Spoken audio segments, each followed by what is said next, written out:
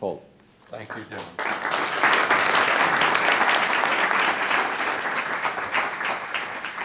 I'm afraid it's hard to know how to proceed after such overkind introductions, but this lecture, as you've heard, is to inaugurate the Edmond and Lily Safra Chair in Translational Neurosciences and Therapeutics in the Division of Brain Sciences in the Department of Medicine at Imperial.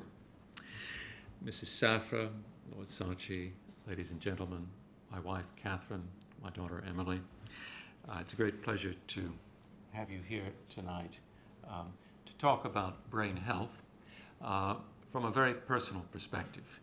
But first, I just want to say a few words about our very generous benefactors. Mr. Edmond Safra, on the left, was one of the 20th century's most accomplished bankers, a devoted philanthropist, and founder of the Edmond J. Safra Philanthropic Foundation. Since 1999, Mrs. Lily Safra has chaired the foundation and initiated projects worldwide in memory of her husband. Mrs. Safra and the Edmond J. Safra Foundation support hundreds of projects related to science and medicine, education, religion, culture, and humanitarian relief in more than 40 countries. Mrs. Safra and the Foundation have provided significant funding for neurodegenerative disease research, particularly Parkinson's disease, and patient care at dozens of hospitals and institutes in places as varied as Natal, Brazil, Toronto, New York, Grenoble, Paris, London, and Jerusalem.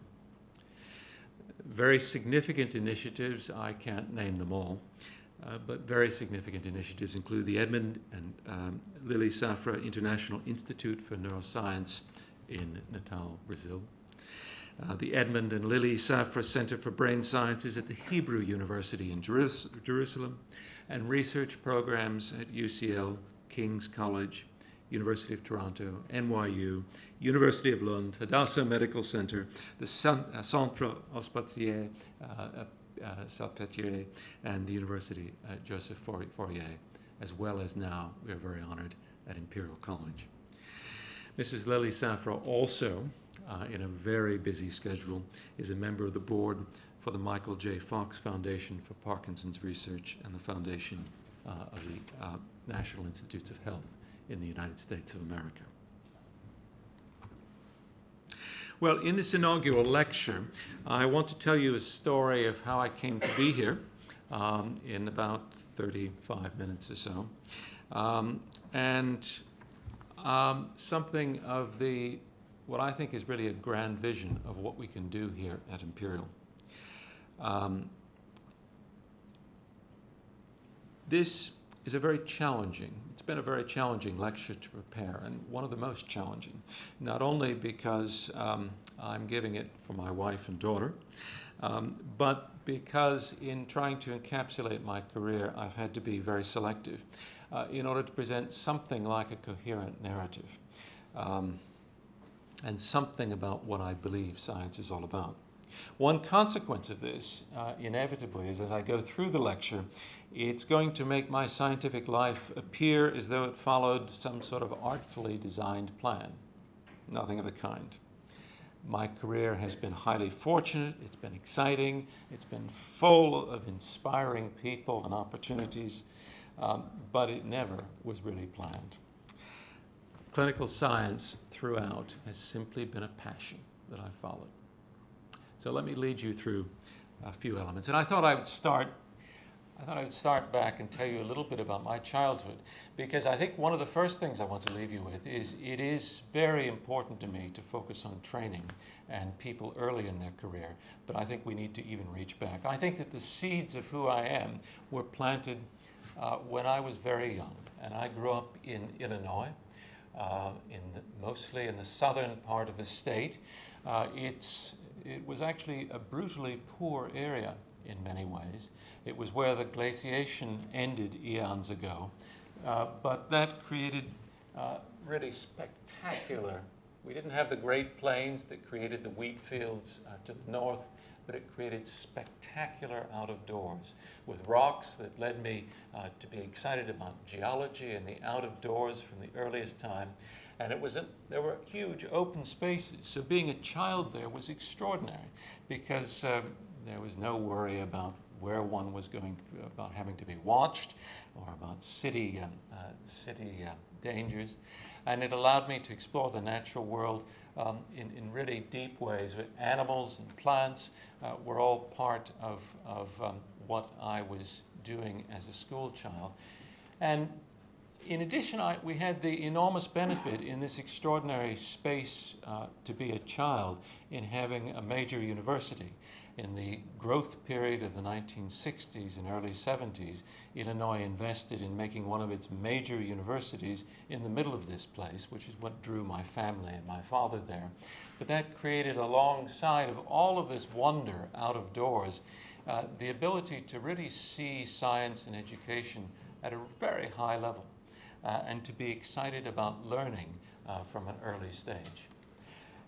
Ralph Waldo Emerson, sort of the American equivalent of, I suppose,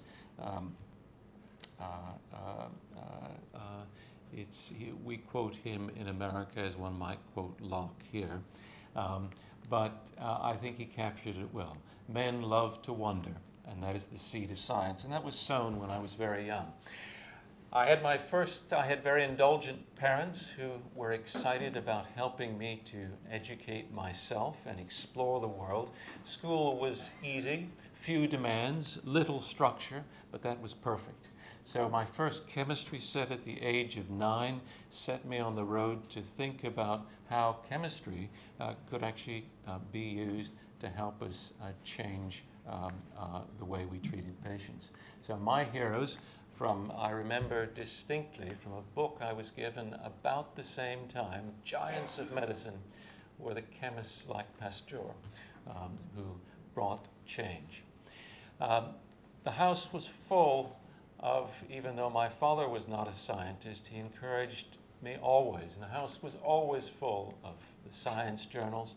Scientific American, as I was preparing for this lecture, I went back to try to find a title from this period here when I was 10, 1966.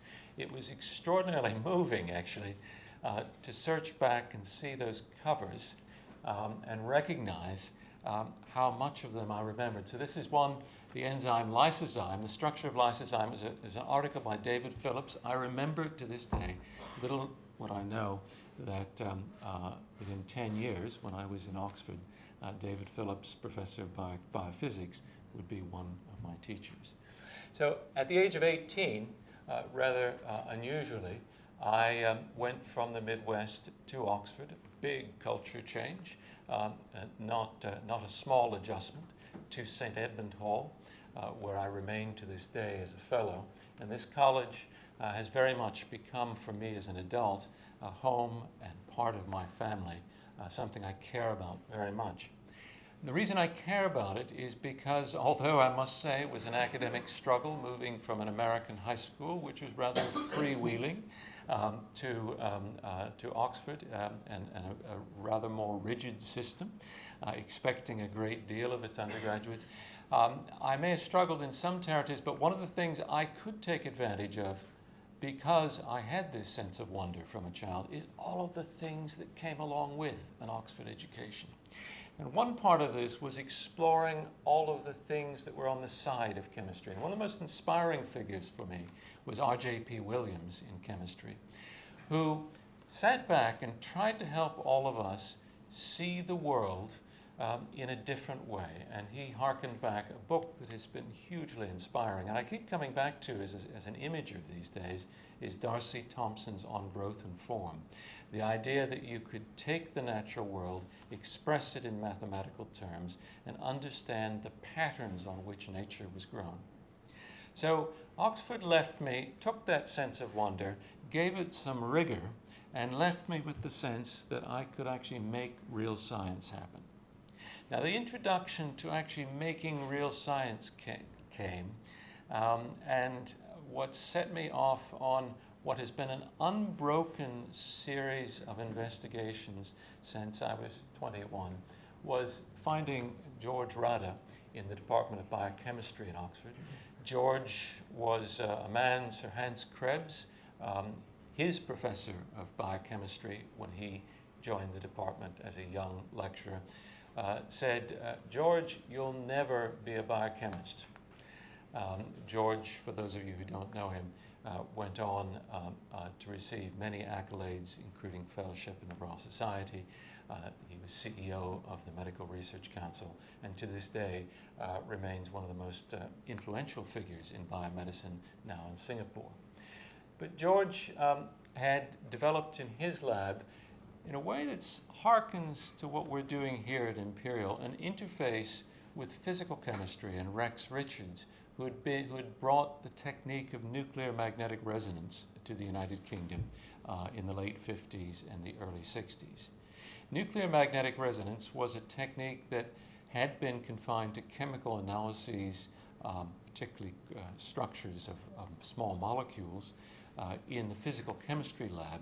What George dared to wonder is whether you could do NMR in living systems.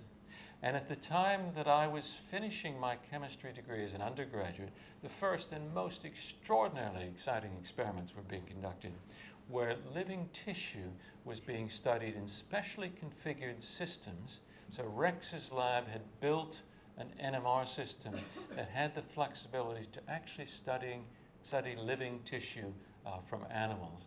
And this was, to me, the most exciting thing. The idea that you could look at molecules inside of a living cell and ask the same kinds of questions that one would ask normally in vitro filled me with an extraordinary sense of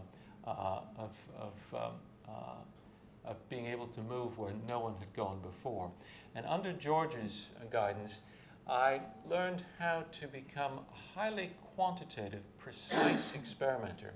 And we performed the first enzymology in a living mammalian tissue to try to study the kinetics of a very key enzyme in bioenergetics, creatine phosphokinase. This is the molecule that's responsible for moving energy from a storage form to the way the cell actually uses it. And we were able to study the kinetics and define the way in which the enzyme worked in vivo in the living heart. First in a rat, then in a rabbit, and a few years later in humans. It remains a clinical tool today. Now, one of the consequences of this, going way back to that time, about 1980, is that we were able to show that this was in equilibrium. And so we could define something quite extraordinary. We could use it to indirectly measure these are, in the old days, we used to have to hand draw our illustrations for publications. And what we were able to do is actually measure the composition, the free cell concentrations of small molecules in living human muscle. So one of the things that this led to is a really interesting observation. When we were able to change the tools to move from studying rats and small animals to studying living human muscle, we were able to look at the way in which human muscle recovers after exercise. This is looking at the time of recovery and looking at a high energy compound, what synthesized by the mitochondria, the energy centers of the cell, following the end of the exercise period. A mystery was why these molecules recovered at different rates in the same muscle depending on how much exercise you did. No one understood this. People had been making measurements for many years using conventional techniques. Knowing what we knew about the creatine phosphokinase reaction, we could determine what the free concentration of a small molecule called ADP was, which is the substrate for making energy in the cell. And what we showed is the way these cells work is they're controlled by the availability of this ADP. The cell uses energy, breaks down ATP to ADP, and then that concentration drives the mitochondria. Now, this all sounds a bit arcane, but what I want to emphasize with this experiment to you is that we were able to use quantitative chemical techniques in a living system in a really quite novel way, study things dynamically, looking at what happens after exercise in a human being without making any stabs, without jabbing their muscle, without taking any tissue over time, and then relate that to the function of the key energy source in cells, the mitochondria. This is what set me on the road to become a doctor, because at the same time in London, John Morgan Hughes at Queen Square was defining some of the first patients who had defects in those very same mitochondria. And this technique opened up what for me became about 7 years of investigation as to how we could use this technique as a diagnostic method in order to reach in, to identify these subjects, and begin to define new ways of evaluating and the beginnings of treatment. This is an approach that is used to this day by those trying to understand mitochondrial disorders, which it turns out are not rare at all, and mitochondrial dysfunction in different cells, of course, underlies a key part of Parkinsonianism. Now, the other thing about George's lab, other than being an exciting, a lab equipped with the cutting edge, was George also allowed us tremendous freedom. His notion was, if you have good people, get them together and let them do their thing. Stand back and see what happens. Well, there were all sorts of exciting things going on in biochemistry at the time. Ian Campbell, in a completely different space, was using NMR to look at the transport of small molecules in blood. And he was using a very special trick, which he had thought about. Now, NMR, nuclear magnetic resonance, is all about putting cells inside of a big magnetic field. Now, the whole key to getting a signal from these molecules is putting them in a magnetic field that is very, very homogeneous.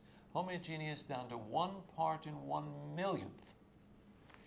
Now, what he discovered is that red blood cells, which will, for purposes of illustration in this early paper of his, are just round circles. Red blood cells are full of hemoglobin.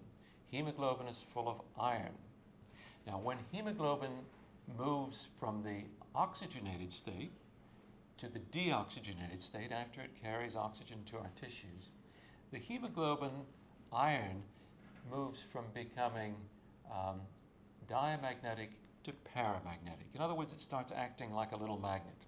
That little magnet distorts the field around it. What that does is it makes the signal of small molecules that are sitting near the red blood cell disappear when the hemoglobin is deoxygenated and reappear when it's oxygenated. Now, he was using that to study transport from the outside in. But, as I said, we were given a great deal of freedom. So as a night experiment, Keith Fulborn, who was very interested in looking at oxygen delivery to tissues to try to understand something about stroke, John Waterton, who was a physicist interested in the phenomena of nuclear magnetic resonance and how it works, and I got together. And what we did is what actually turned out in retrospect to be one of the most important experiments that I did in my early career. We worked out first that the properties of water molecules around the red blood cell change, the relaxation rate, the visibility. We actually mapped this out for the first time and developed a theory for this. We showed how this changes actually quantitatively with the oxygenation. It wasn't just an on or off. This is a measure of precisely how much oxygen is there. This is the relaxation rate. This mapping told us that the way in which water changes its signal in NMR is directly related to the oxygen state. Now, we tried an interesting experiment at the time, which was to see what would happen if the brain of an animal, as it moved from an oxygen, as we deprived it of oxygen and then reintroduced oxygen, and to try to see what happened if we increase the work that a tissue does to increase oxygen utilization rate. Now, in those early days with very crude instruments, we didn't see anything. But to teach me the lesson of dropping something too early, while I then went off to medical school to study mitochondrial disease, putting this rather neat experiment on the back burner, Seiji Ogawa in Japan, a really, really clever NMR researcher, picked it up about a decade later with new instrumentation. To make a long story short, he did the experiment that we had thought about, where here he has a brain of an animal in an oxygenated state. You can see the blood vessel up here, bright, and then the same animal, the oxygen was taken away, and what you can see here is the vessel disappears. But what's more important is you see all the vessels, the small vessels in the brain, suddenly become apparent in the deoxygenated state. Now that still sounds a little bit arcane to you, but what it means is that he could image at individual blood vessel levels and the tissue around them, which you see is darkened here relative to here, something related to the way oxygen was being used. And that became the basis for what is known as blood oxygenation dependent contrast, the foundations for what we now know is functional magnetic resonance imaging. And Seiji Ogawa recognized immediately the power of this, and this very modest paper in PNAS says, and this could be used in order to image the living brain in action. And indeed it has been. It's been the foundation for modern cognitive neurosciences. But anyway, to go back, as I said, I left George Rader's laboratory being excited about mitochondrial disease rather than persistently chewing at the Bold effect. Went to Stanford, continued being involved in research, moving towards neurology, which is where muscle disease sits. Had an absolutely spectacular time in that environment where research and clinical training were living side by side. And then moved from there to McGill, to the Montreal Neurological Institute for specialty training in neurology. The MNI at the time was one of the world's centers for mitochondrial disease, and I had an absolutely spectacular time. Unfortunately, a spectacular time at the MNI rather than home, much to my poor wife's chagrin, as she had to cope with a young child while I tried to balance continuing to be a researcher and being a resident at the same time. But coming out of that came another lesson. There was a lot of work on mitochondrial disease, which I won't talk about, but I want to talk about another lesson that I learned. Towards the end of that period, Doug Arnold, who had been with me in Oxford and had taken up an assistant professorship position at McGill, which is one of the reasons I went to join him, and I had been working very closely on the mitochondrial disease, and we had a clever idea that what we could do is use the NMR technique, now called MRI, to look into the brain at free fats in order to understand something about fat utilization for energy. Now, that was an interesting problem, but we discovered something much more important, and this taught me about observation. So to test the idea of whether we could look at free fat, we imaged some people with multiple sclerosis.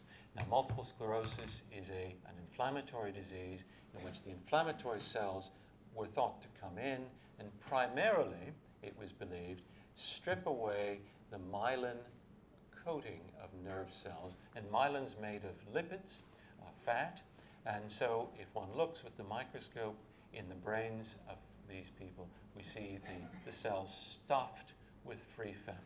So our idea was, let's use this chemical technique, see if we can see that free fat, and that will give us a clue as to whether the idea is viable.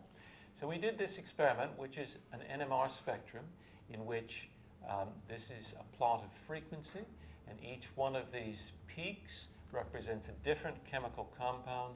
The height of the peak tells us something about the abundance of that chemical, and we can tell from its position along this axis what chemical it is. And this is the chemical N-acetyl aspartate, this creatine, this choline. This is just a part of the spectrum. N-acetyl aspartate is a funny molecule. It's found in nerve cells where it's very abundant, and it's really not found in any other cells in the brain. It's made by the mitochondria, and it's made in high amounts when the mitochondria are healthy, and it's made in lower amounts when the mitochondria become sick and it disappears when the neurons go away. Now, this is a spectrum from a normal person, and we were actually looking down here to see the fats, and it's not very impressive in a normal person. We didn't expect it to be. And here's a person with MS, and down here you can see some fat signal. It's a tiny, tiny signal. And we were looking at that, and we were a bit disappointed. That's not a very good signal. We wouldn't ever tease quite enough out of it, given the techniques at the time. But then we sat back and actually saw something that was much more obvious. It took us a little while. If you look at the size of the choline peak relative to the N-acetylaspartate peak in the person with MS, and the choline peak relative to the N-acetylaspartate in the normal human, you see there's a difference. This is significantly reduced, about 30 or 40% down. And we did this a number of times, and we consistently saw this in the people with MS. That suggested that the neurons were either sick or missing. And that was actually very unexpected, because at that point, people had thought of multiple sclerosis as a disease of the coatings of nerves, not of the nerve cells themselves. And when we did these measurements more comprehensively, we discovered that about 40% of the nerve cells were gone or damaged. And we did something else. We went on and looked at this a little bit more closely with a very talented young mathematician. And we looked at the amount of this compound in normal brains, and we looked at it in the normal parts of people with early MS and in the normal parts of the brain in people with later MS. And to our surprise, we found that even the brain that looked normal in these people seemed to have hugely damaged nerve cells and their processes. It was a real surprise. People in the field didn't quite believe it. And it took a long time for this to come through. Now, there was a quite dramatic paper from Bruce Trapp at the Cleveland Clinic that occurred a few years later, in which he showed beautifully how an inflammatory cell can kill a nerve cell. But then when I moved to Oxford a little bit later, Nikos Evangelou and Margaret Asiri worked closely with me to do something that no one had done before, to take the same lessons I learned from George Rada about quantitative techniques and apply them in pathology. We actually measured very precisely nerve cell loss in people with MS versus healthy subjects. These are nerve axons, end on, stained with silver. Here you see them packed densely. Here in a person with MS, they're very split apart, and there are very few of them. In fact, if we look at the numbers in healthy subjects and in people with MS coming to postmortem, we see overall about a 30% loss. And with a loss of brain volume, what we discovered is that at end stage in MS, people tended on average to lose about 50% of their nerve cells, an extraordinary amount. A series of papers that we did in follow-up to this showed that this loss of nerves and nerve cells starts at the earliest stages of their disease, progresses through the course of it, and is the proximate cause of disability. It wasn't actually the stripping of the nerves. The importance of this is this highlighted to me the crossover between neuroinflammation and neurodegeneration that is so exciting today, not just for MS, but for Parkinson's, for Alzheimer's, and for many other disorders. Now, I mentioned that this had brought me back to Oxford. In fact, what really brought me back to Oxford is, again, something on the side. So George, in the tradition of thinking that people could multitask almost as well as he could, and he could do many things at the same time, suggested I get involved with John Newsom Davis, who at the time was leading the Department of Neurology, where I was a fellow, actually doing genetics and trying to take my career off in a completely different direction to study the genetics of mitochondrial disease. So I met with John and Alan Cowie. Both John and Alan Cowie are two of the most extraordinary scientists I've ever worked with.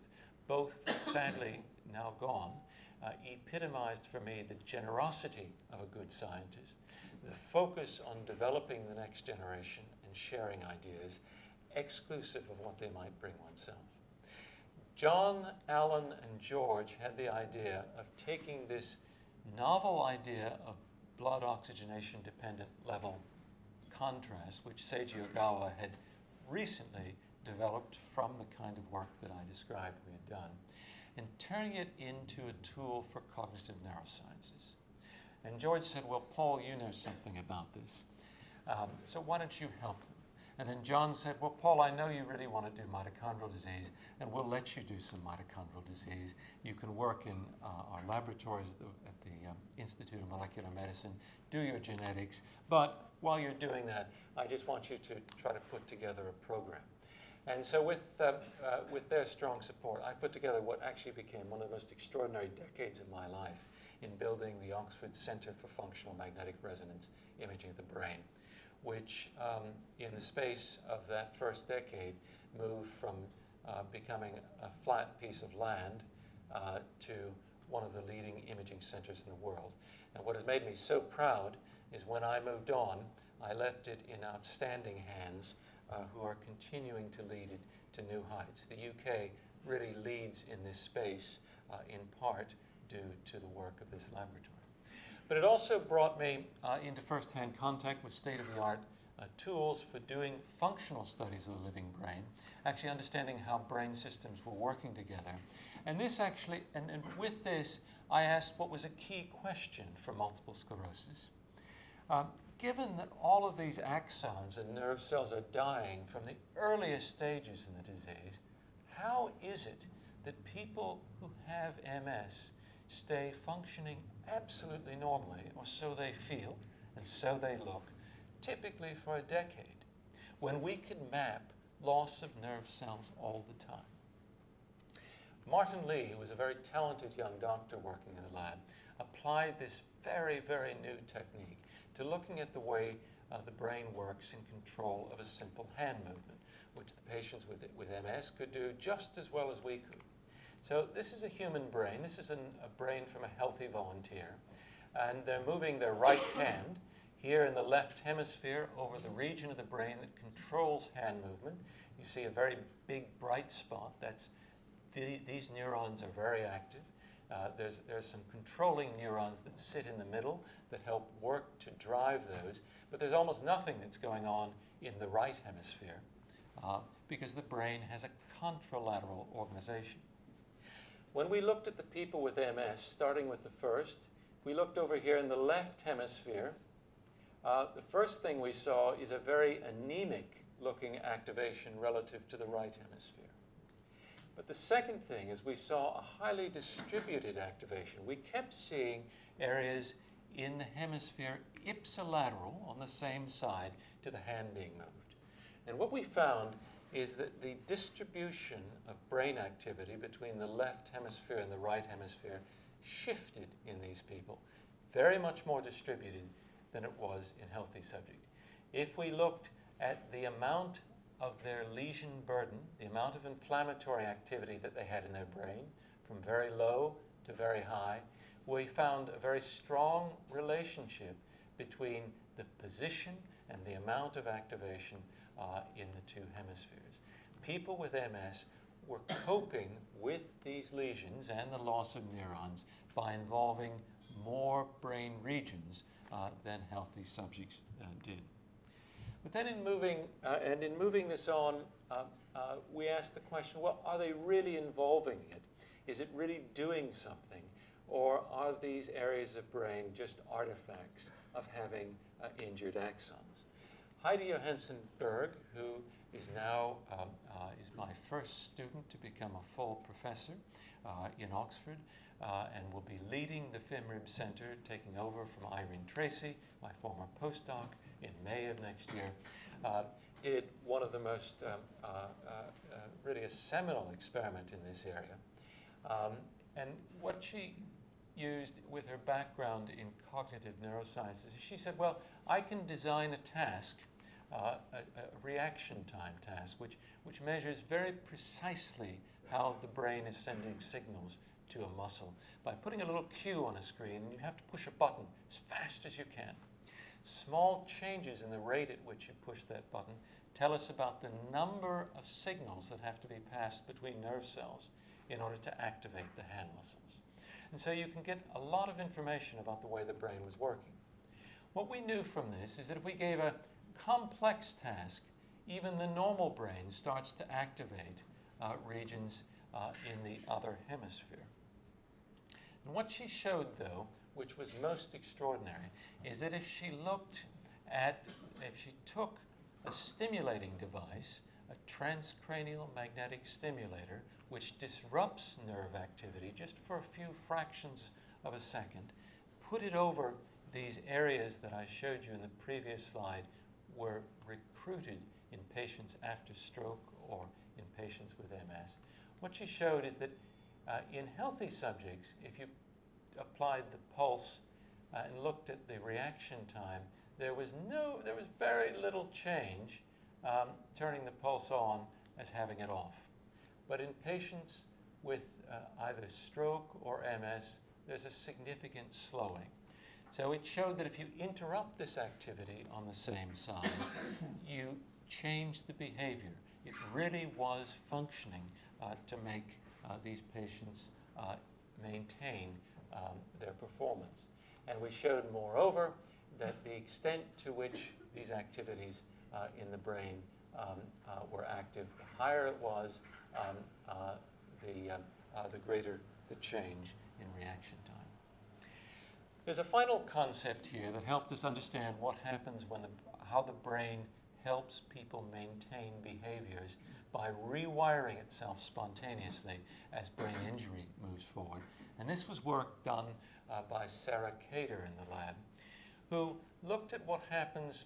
He said, well, if MS patients actually are having to recruit more and more regions of brain, there must be a point at which their brains can't cope anymore.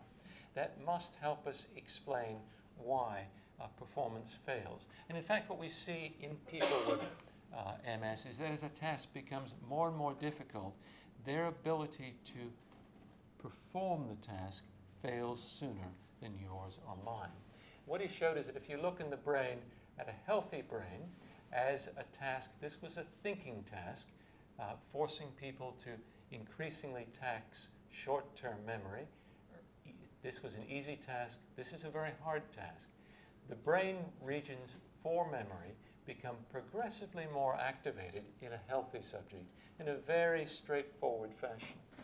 But what happens in the patients with MS is even though they're just coping with the task, when it's easy, just coping with the task, when it starts to become a little bit more difficult, they really can't manage the task at a higher level. And the reason is that their brain activity, even though it's compensating to some degree, when the pressure really becomes great for performance, begins to fail. It's limited. Well, this exciting period in Oxford was followed by 9 thrilling years in GSK. And I just want to highlight incredible partnerships that were forged. Roger Gunn, who's in the audience, Ilan Rabiner, were amongst the tremendous scientific colleagues who helped us build the Burlington Danes Center and turn it into what was for sure, for a few years, run under GSK, the premier molecular imaging center in the world. And this allowed me, in effect, although as director of the center, to take on a postdoc in molecular imaging and learn from Ilan and Roger and do some exciting things. Within a very short space of time, we moved from, again, not having a building that was just a hole in the ground to making pharma's premier imaging establishment and actually, for the first time, embedding molecular imaging deeply in the critical path for drug development. And this really just shows one of these experiments. This was a mu opioid antagonist being developed. The key issue here was trying to differentiate it from an existing relatively cheap molecule and to define the right dose. Ilan, Roger, the whole team in the Burlington Danes Center that I could work with showed how you could define the precise relationship between the plasma concentration and the interaction with the receptor in order to understand exactly how much drug you needed to give in order to reach the brain with the concentrations required to have an effect, and how this molecule worked differently from naltrexone, showing that it really wasn't just another Me Too drug, but was actually something that was really unique. And this gave our colleagues the confidence to take it to the next stage. But there was a whole host of exciting activity going on then. And one of the thrilling things about being at the public-private interface was being able to foster students in this environment through the GSK Welcome clinical training program, which led me to co-supervise an extraordinary range of talent. Here, this is work by Ramsey Camus, which led me in new directions with inflammation, as he's developed an antibody fragment that allows us to image the first stages of inflammation in blood vessels. Work by David Owen, who's in the audience, who opened up a whole new world by showing us how we could quantitatively image with the second generation microglial ligands, which Alessandro Colasanti then carried on to show us what actually was the invisible inflammation in the brain. Hitherto, there'd been no way of really quantitatively looking at this important kind of inflammatory cell.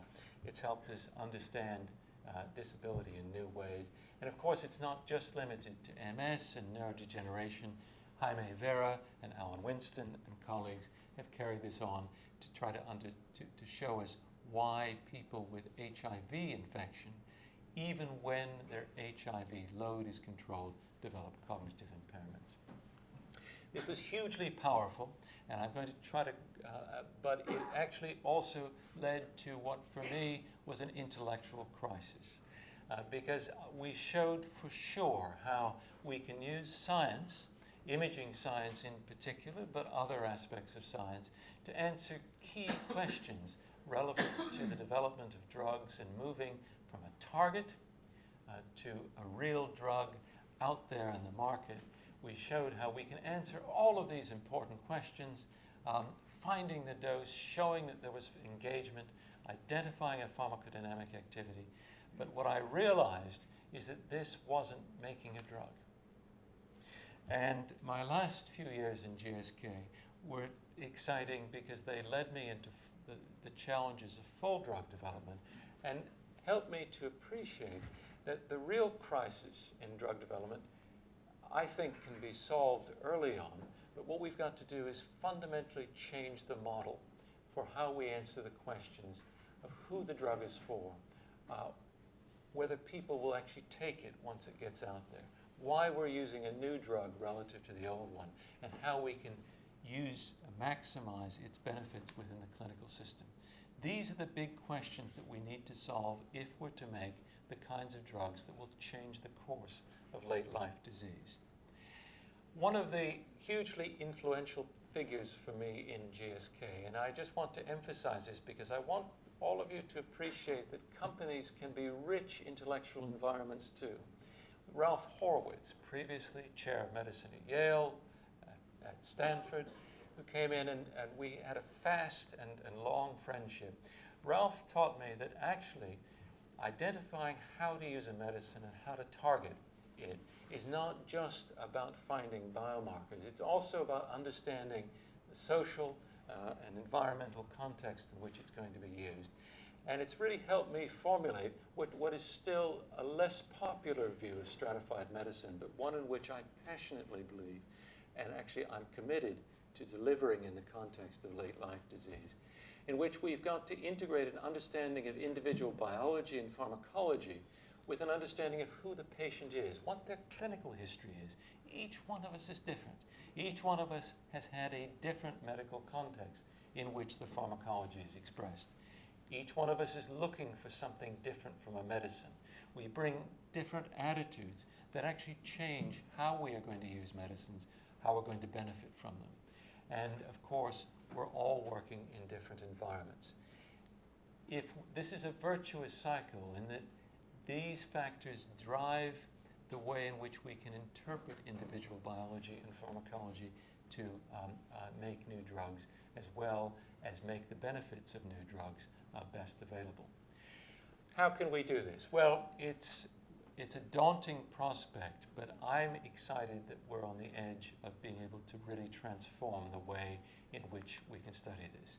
Over the last 5 years, one of the privileges I've had is working with Rory Collins and colleagues within the UK Biobank, which is a study of 500,000 individuals across the country, taking 13 million to date biological samples to study the biology and in turn acquiring detailed information on the patient's life and environment in order to piece together the data sets that in principle can begin to give us the tools to understand this.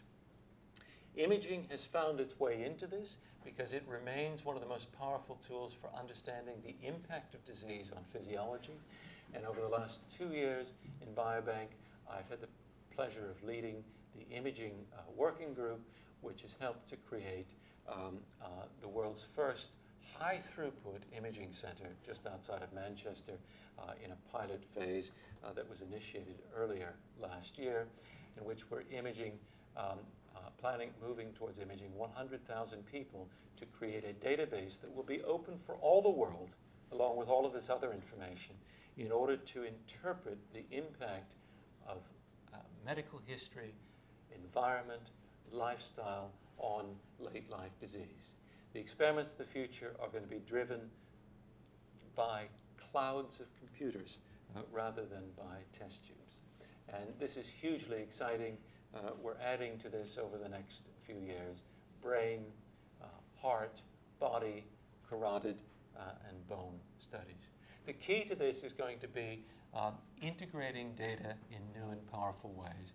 And one of the fundamentally exciting things about being at Imperial has been the ability to reach out into engineering and computing sciences.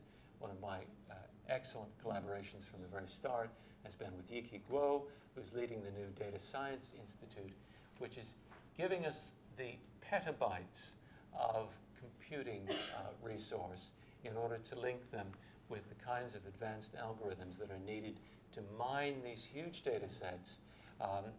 By the end of next year, the first 320-degree visualization suite for medical images will be on this campus, just a few tens of meters from here, in order to move from models, from data to models, to an understanding of how it impacts biology.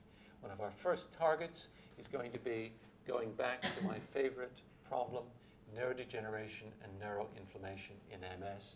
We're developing a novel platform that will capture both clinical and patient-derived data, integrating it with these large databases that are coming from the outside in order to try to make the kinds of predictions.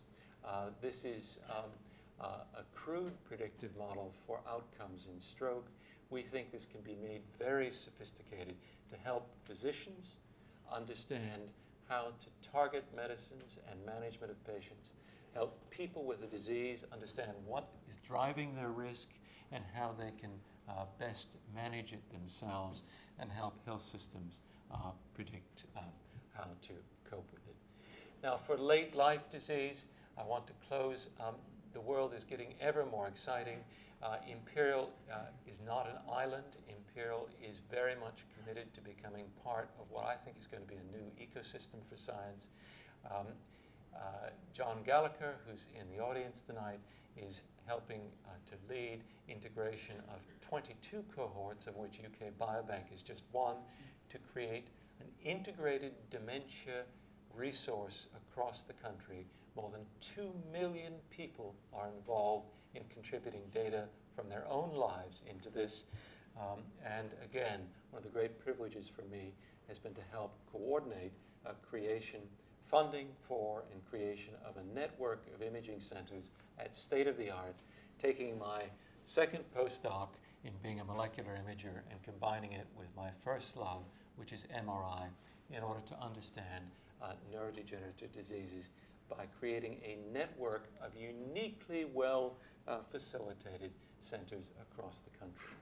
With this, we're going to be able to relate problems of basic mechanisms to problems of social interaction in order to move from understanding what's happening in brain cells to understanding how to create better environments in which people can live. The key to medicine is being able to, as doctors, as healthcare planners, and as private concerns, delivering the tools for better health.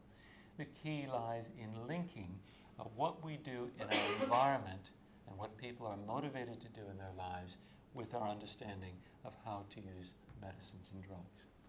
I'm going to close by just noting that the longer I've been at Imperial, the more I've been excited that this is the model for the kind of ecosystem we need. Data lies at the core. The tools for imaging need to be around it, but always connected with hospitals, with a clinical research center, and in an environment that can actually reduce to practice the kinds of tools that are needed to deliver ways of changing people's lives early through engineering, environmental design, and others. My career has been incredibly fortunate, except for the short period between February and the beginning of August, when I was fortunate enough to be named the first Edmond and Lily Safra Chair.